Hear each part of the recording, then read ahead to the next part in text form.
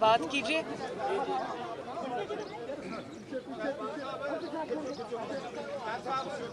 सवाल पूछिए। ये बताइएगा कि जब भी जारी थी तो आप पर इल्जाम लगता था कि आपका सोशल मीडिया ब्रिगेड इदारों पर उनपर तनकीद करता है, और आप गुज़श्ता 6 रोज से एक पीटीआई का मीडिया सेल मुसलसल न सिर्फ इदारों पर बल्कि उनके जो शख्सियात हैं उनको गालियाँ तक दे रहे हैं, तो आप और वो एक पेज पर हैं या पीटीआई को जो है वो न्यूट्रल एम्पायर पसंद नहीं आ रहा?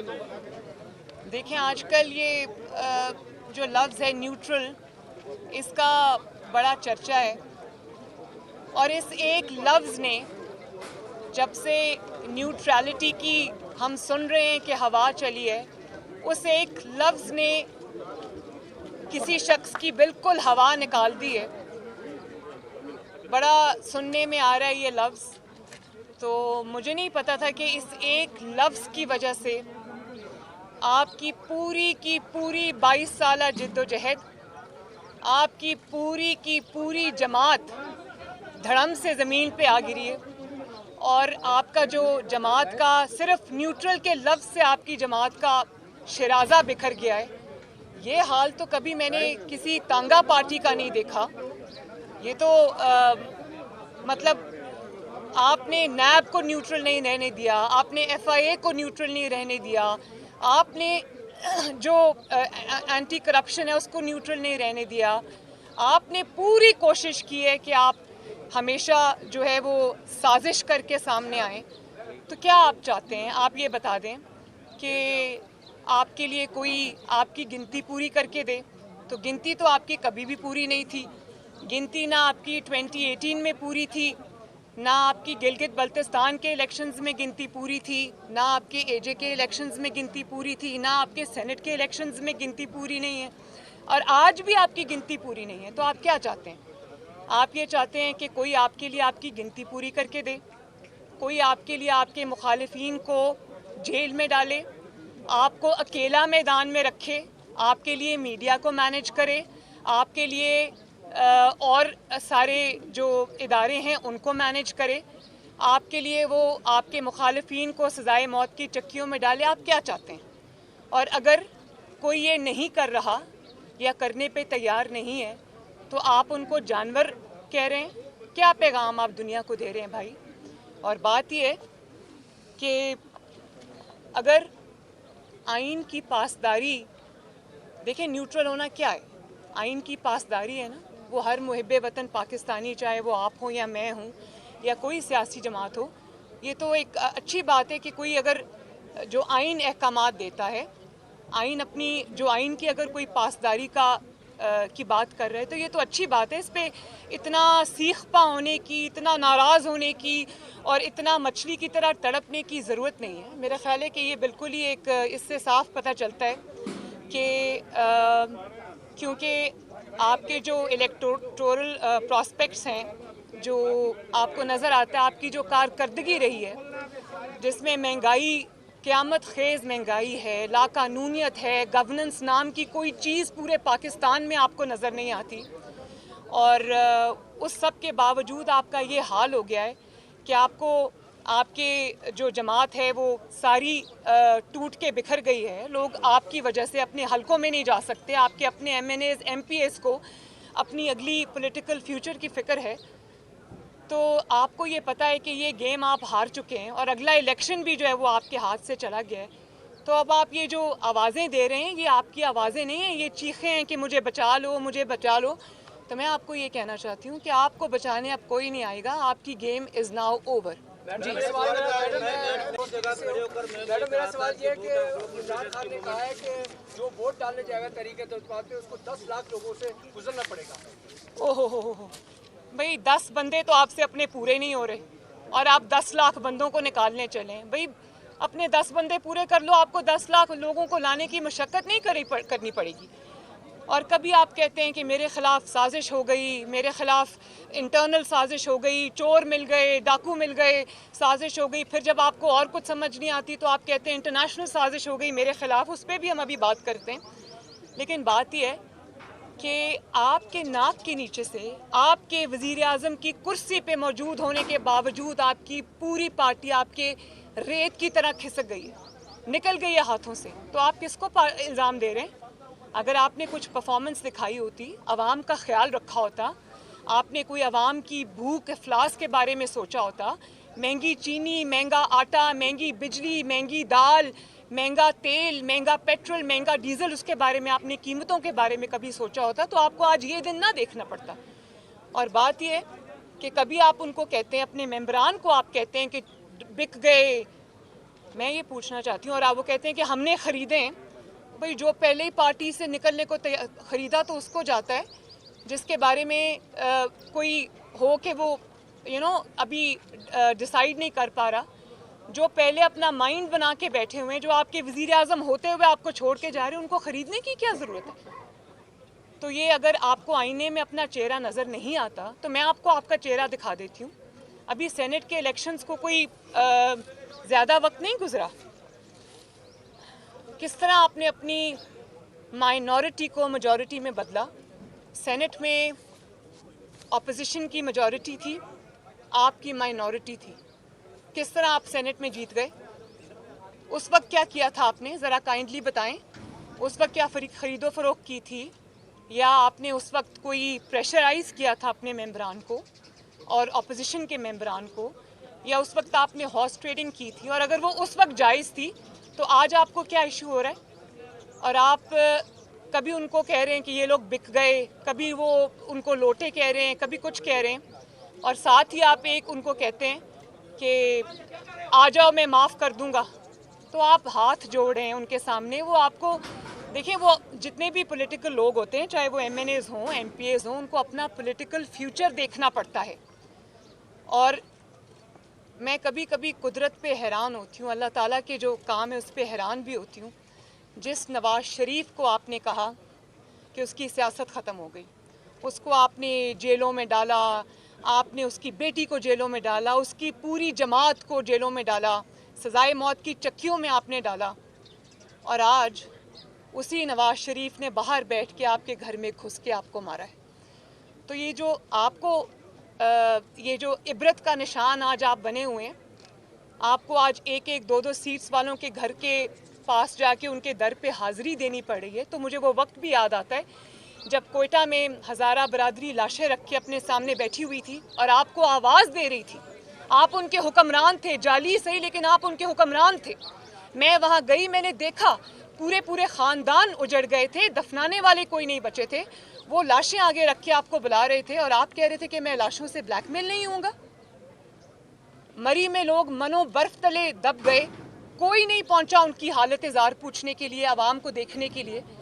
تو یہ تو آپ کا حال تھا، تو آپ تو بلیک میل نہیں ہوتے تھے. آج آپ ایک ایک دو دو سیٹس والوں کے در پہ جب میں آپ کو سر جھکاتے دیکھتی ہوں تو مجھے بڑا اللہ تعالیٰ کا خوف آتا ہے.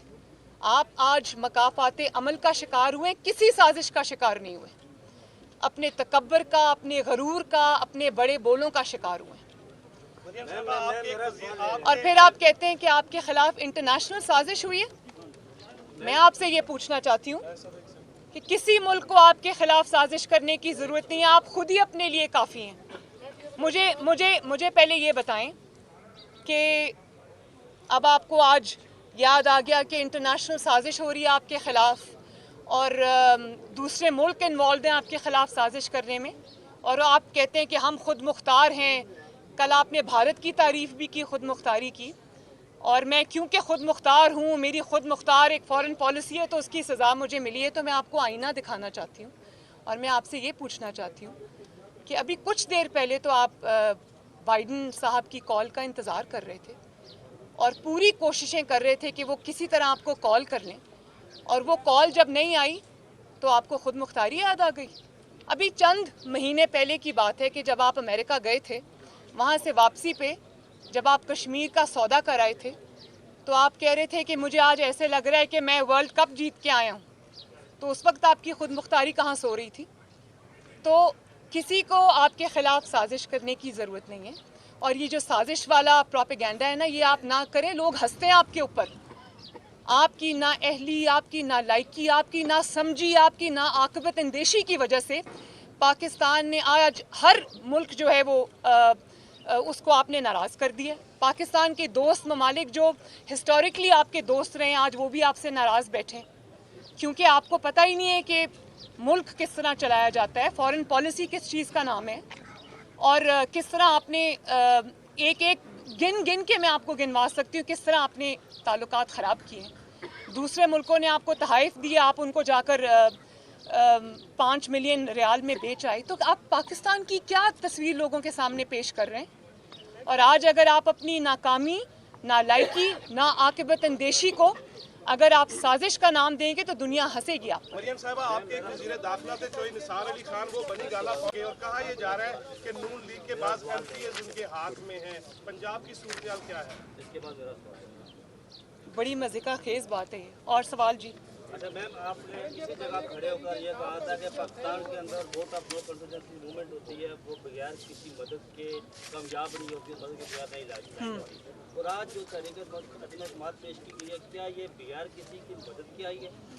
بغیر کسی کی مدد کے کامیاب نہیں ہو سکتی, نیوٹرالٹی سے بھی کامیاب ہو سکتی ہے. جی میڈم یہ بتا دیں یہ تو اب ڈیسیجن صرف میرا تو نہیں ہے, یہ تو سب بیٹھیں گے, اپوزیشن پارٹیز بیٹھیں گی. نواز شریف صاحب, شہباز شریف صاحب جو کہ ہماری جماعت کے صدر ہیں, یہ سب کے ساتھ مل کے یہ فیصلے ہوں گے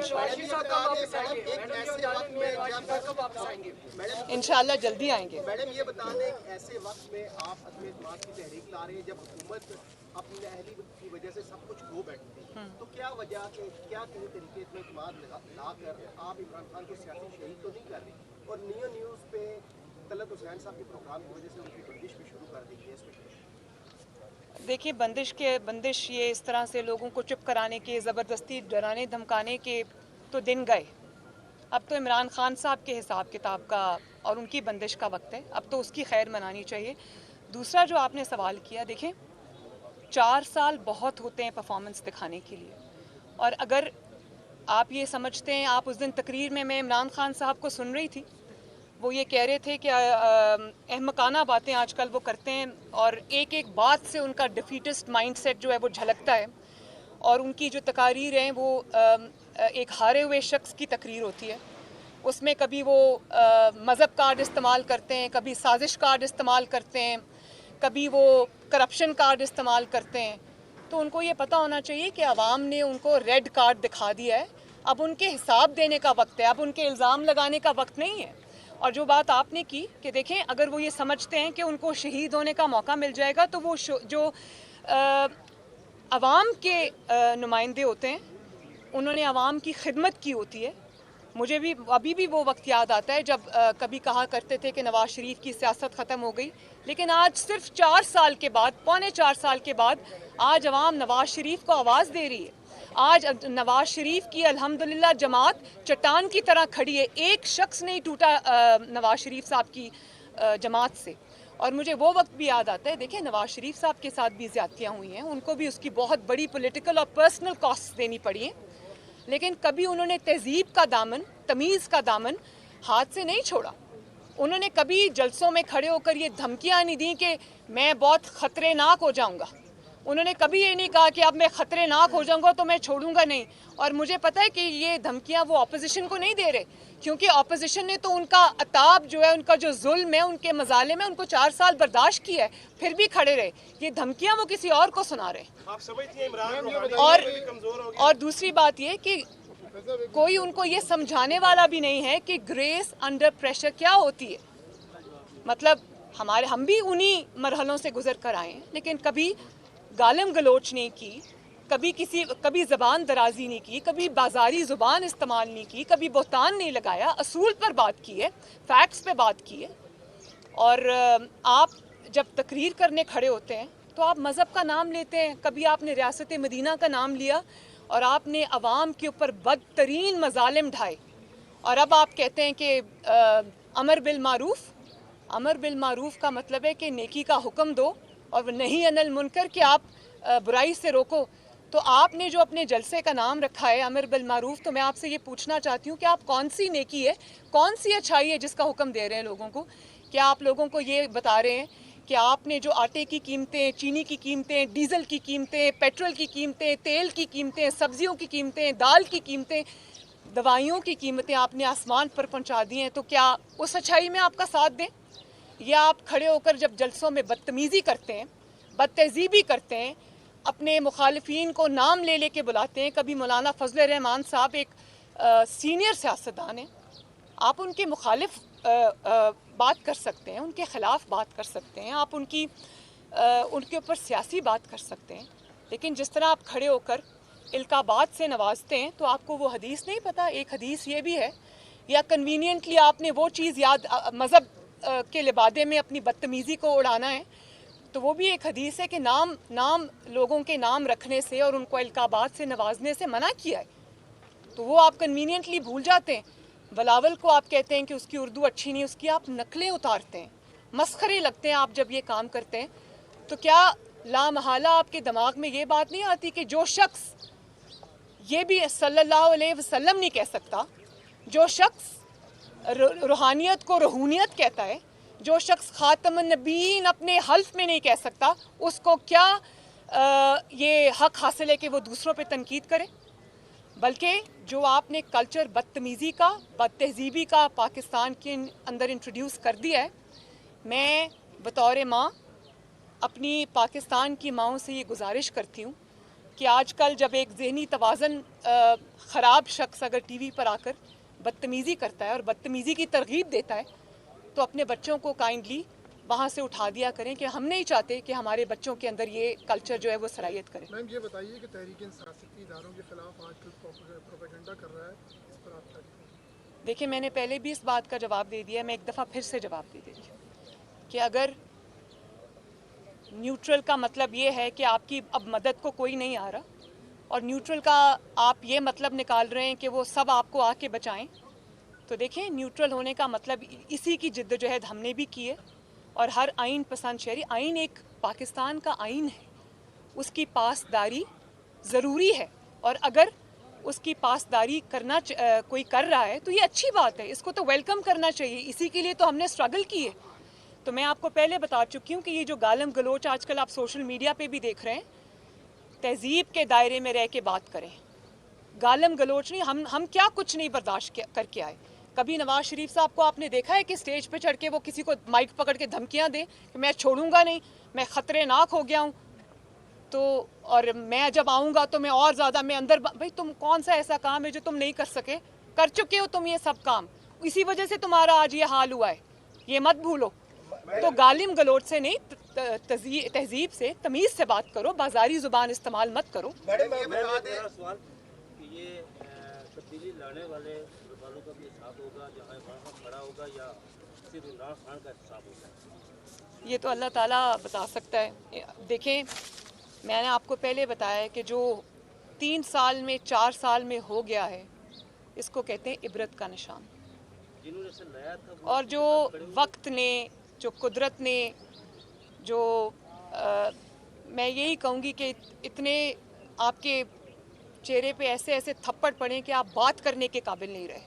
میڈم صاحب آپ سمجھتے ہیں کہ موکل کمزور پڑ چکے ہیں اور روحانی سایہ بھی ختم ہو گیا ہے؟ دعوے کے جو اب ہمیں اپوزیشن کا اس وقت اتحاد نظر آ رہا ہے، یہ شارٹ ٹرم ہے یا لانگ ٹرم چلے گا؟ اور دوسرا یہ بتائیں کہ اس تحریک تک اکثر ہوتا ہے کہ پھر دائیں بائیں بھی ہو جاتے ہیں معاملات، تو اس بار جو ہے اپوزیشن کا اتحاد کہاں تک؟ دیکھیے، نواز شریف صاحب نے، میں ایک پی ڈی ایم کی میٹنگ میں موجود تھی جب انہوں نے یہ کہا کہ پولرائزیشن سوسائٹی میں بہت، پولیٹیکل پولرائزیشن بہت بڑھ گئی ہے، اور ہمیں سب جماعتوں کو ساتھ لے کر چلنا ہے، اور ہمیں سب کو سیاسی دھارے میں، قومی دھارے میں لانا ہے۔ تو میں یہ سمجھتی ہوں کہ عمران خان نے جو پولرائزیشن کو انہوں نے فروغ دیا ہے، ہمیں اس کا سد باب کرنا ہے، ہمیں تمام قوتوں کو ساتھ لے کر چلنا ہے، ہمیں ایک نیشنل کنسنسس، نیشنل ریکنسیلیشن کی ضرورت ہے تاکہ پاکستان پھر سے جو ہے وہ ترقی کے سفر پہ۔ میڈم